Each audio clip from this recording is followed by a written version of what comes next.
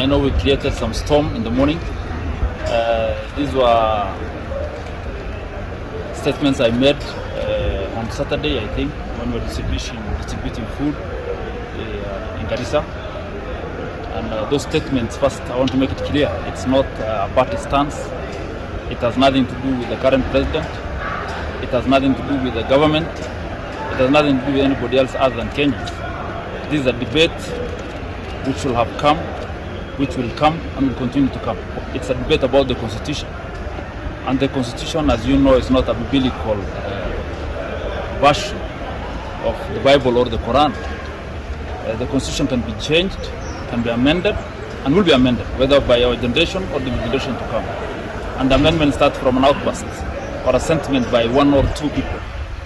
And that's why I brought up this issue of the term limit. It's something I believe in. It's something we discussed with quite some number of legislators. It has nothing to do with UDA, it has nothing to do with ODM or any other person. It is something to do with Kenyans. And those of us who are discussing it were Kenyans, MPs, and even the locals.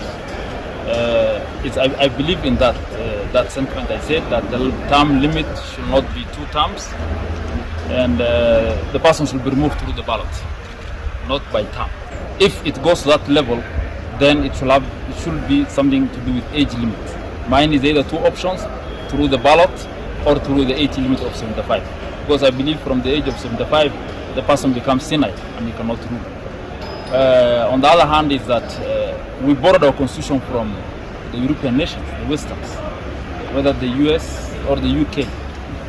Most of them, or European countries and Australia, most of them, there's nothing like term limit for the president. So that's why I said, surely is it advisable to remove somebody because of a term limit while he's performing? If you go into the corporate world, the CEO of Cooperative Bank has been there for a long time, but has not been removed. Why? Because he's performing well, the bank is going well. Go to Equity, the same. So these are corporate self, though it's a state different, but if you are performing well, you should not be removed. Assuming that now the current government, we came in when the government, the economy is at a state we cannot talk of. So assume that the president now takes action in implementing his agendas. He has to write up or clean up some of the messes. That might take him 5 years, a term. So he'll only have maybe 5 years again to implement the agenda, so he's talking of. So by 5 years again, you're going to remove him. So I was thinking maybe if we give any president for you to implement your agendas, clean up the mess of the other previous government or whatever it is, you're given a 5-year term to do that. And then you implement 2 terms again, you can do something. But I believe 2 terms is not enough for somebody.